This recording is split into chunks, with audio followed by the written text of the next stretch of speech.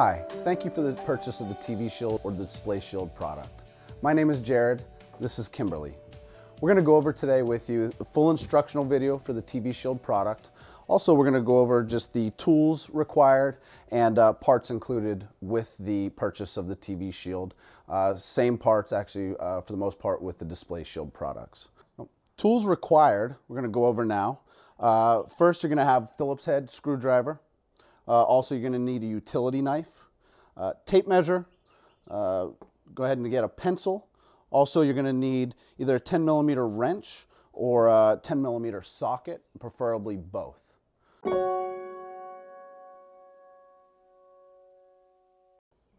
All right, so we're going to go ahead and go over the parts that come with the TV Shield product. Of course, you have the TV Shield.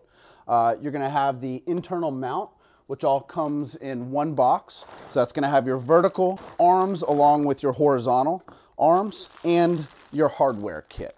You're also going to have 4 styrofoam blocks. Now keep those, it's not for packaging, it's actually used in 1 or 2 of the steps as we go through the instructions. You're going to have a black bag which has some different parts in it. You're going to have a couple sets of keys. You're also going to have some additional black threaded caps that are used on the enclosure. Those are really just for future use if you were to lose any of the other caps.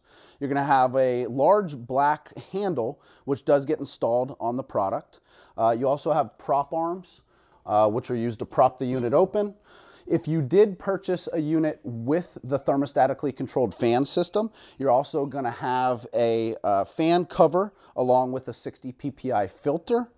And last but not least, you do have caps for the vents. So this is for any type of washdown facility, or any time that you are in a cold environment and you have a heating system within our enclosure, you can actually put the cap on and it will either hold the heat in, or with the washdown facilities, it actually will keep the water out of the vents.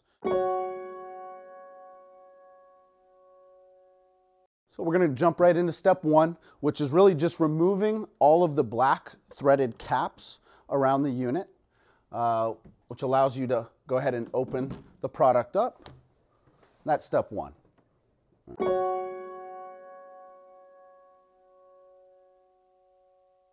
Okay, step 2, what you're going to do is you're going to go ahead and remove the bottom grommets out of the unit. There's 2 grommets, 1 on either side, and you're going to make a horizontal and vertical cut through the grommet with your utility knife. Now, if you're only running power into one side or the other, and you're not running power or HDMI into either, into both grommets, then just leave one intact. There's no reason to cut it. For my application, I'm only going to be using the right grommet.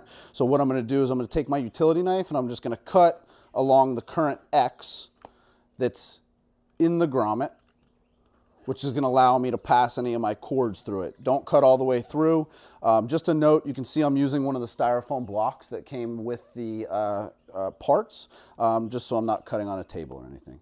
That's step 2.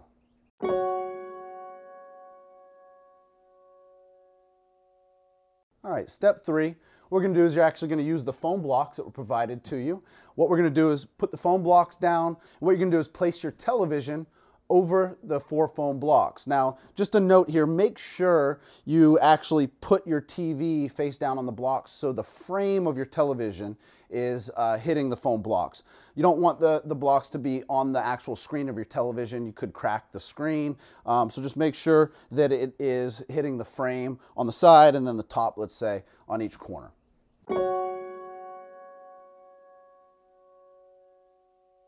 Okay, so step 4, what we're going to do is we're going to locate and mark the center vertical line on the back of your monitor or TV. So what you want to do is just take a measurement, total height of your television. This one's sitting at about 22.5. So what I'm going to do is mark it at 11.25 to the center mark of my TV. So 11.25 puts me right about here. Now just a note, I would go ahead and put that just to the outside of your mounting holes on your TV. So this is set at a 100 by 100 VESA pattern. So I'm setting that just outside of the VESA pattern. Now again, measure the TV, has nothing to do with your VESA pattern at this point. So that's step 4.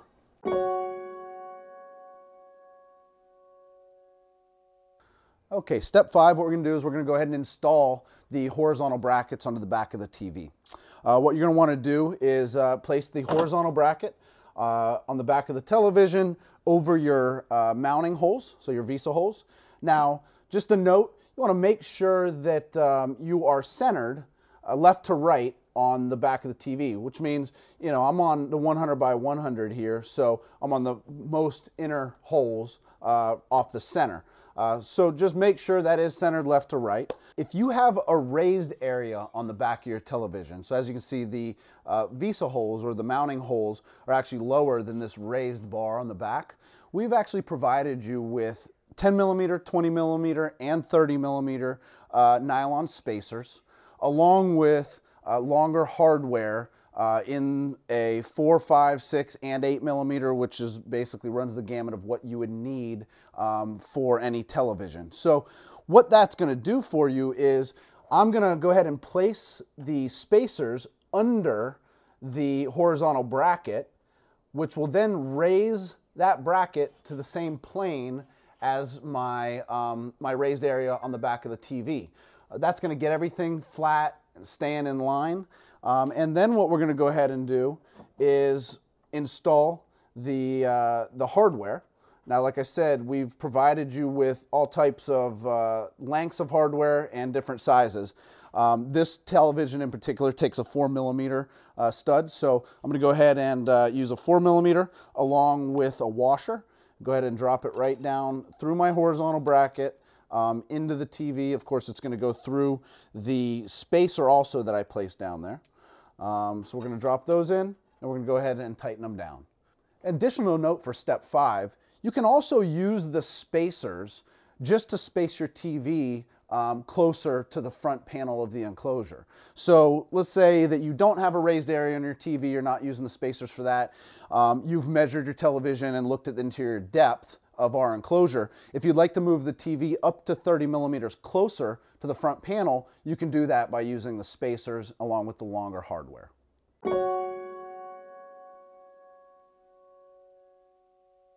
Okay, so step 6, we're going to go ahead and install the vertical brackets. What you want to do here is you're going to see that there is a center slot on the vertical bracket.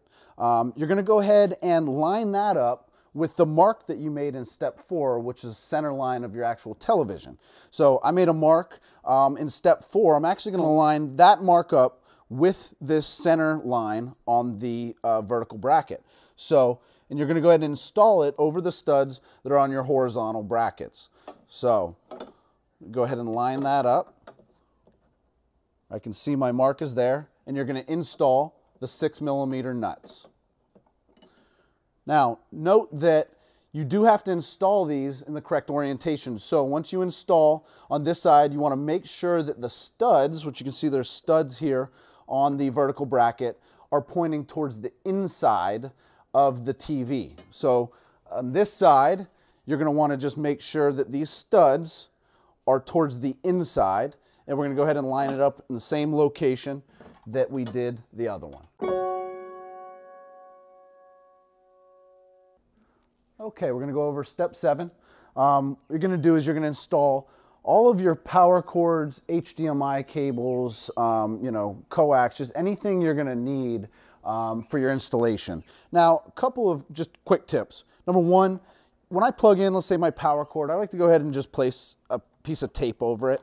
It just really gives you peace of mind that in the future it's not going to come out, or someone tugs on it, you're not then having to get it back in the enclosure, which can be a little bit of a pain. Now, so what I did is ran my power cord, but I'm actually just running a real simple 3-outlet 10-foot power strip. And I'm going to house that inside of my enclosure and run it out, because that's where I have to go to my power. I've also gone a little overboard here, but I'm installing, even though I don't need them right now at this point, because this is a smart TV and I'm just going to run it based off of my Wi-Fi. But I'm going to go ahead and install a 3.5 cable, an HDMI cable. I'm also going to put a coax cable in here. I even had a chrome stick laying around, so I'm just going to throw it in there just in case I need something that's on a Chrome stick instead of my Wi-Fi enabled television or smart TV. So the reason I'm putting these in here is for just anything in the future. If I wanted to run an amplifier to do external speakers on my porch, I could do that, based off of my optical or my 3.5. If I ever want to use something that needs an additional HDMI cable, like an Apple TV or any other component, I already have them installed, and I'll just be ready to go.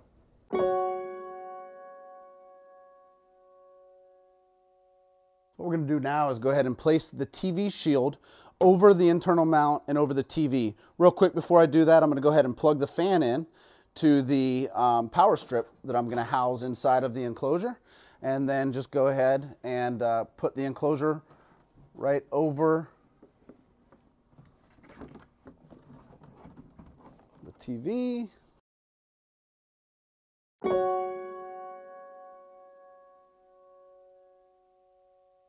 So once the enclosure is over the TV, threaded studs are through the holes, what you're going to do is go ahead and pull all of your cords through. So in this case, I'm only using power cord because, again, I have a smart TV. All the rest of the cords that I had in there are for future use, but you may be pulling your power cord, your HDMI cables, whatever you're going to, whatever you're using for your application. But you're going to go ahead and pull them all through, but you're going to install the grommets before you are finished here. So you want to go ahead and pull that through, pull the cords through your grommets, and just reset your grommets in the enclosure. That's step 7.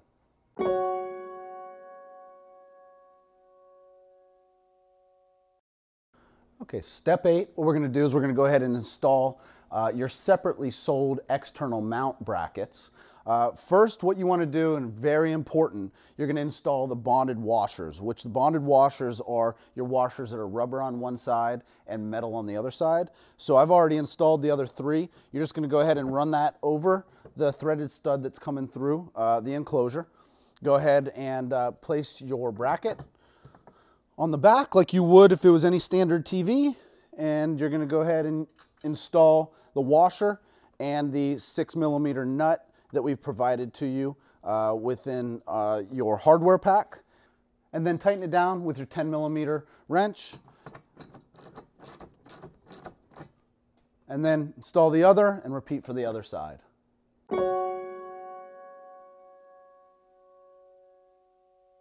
Okay, step 9, we're just going to go ahead and install our prop arms for storage purposes on the prop arm clips, which are right here on the side of the unit on either side.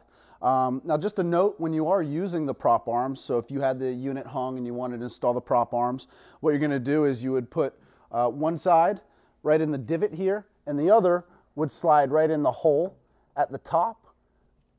And that's how you would use the prop arms to prop open the front panel.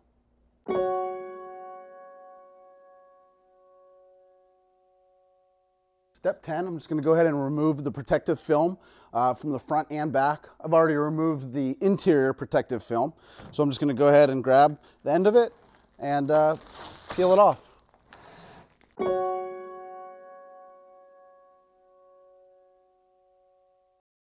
Okay, step 11, what we're going to do is we're going to go ahead and install the pull handle. So that's this part that had the flathead screw already in it. All you're going to do is remove this flathead screw out of it. You're going to come in from the bottom and install the handle. So you're just going to go ahead and screw that on.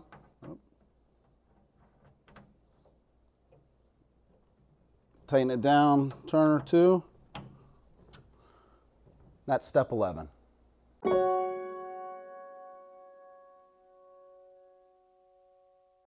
Okay, step 12, we're just going to go ahead and replace all of the black knurled caps.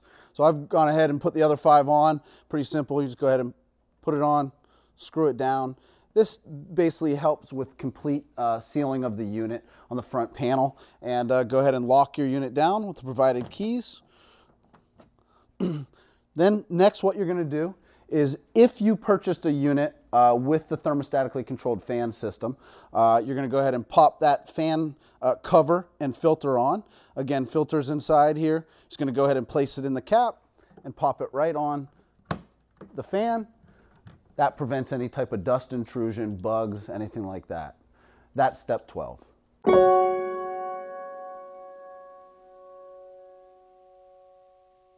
Final step is you're just going to go ahead and lift the entire enclosure up with the TV already installed and put it on your external mount, just like you would any standard TV.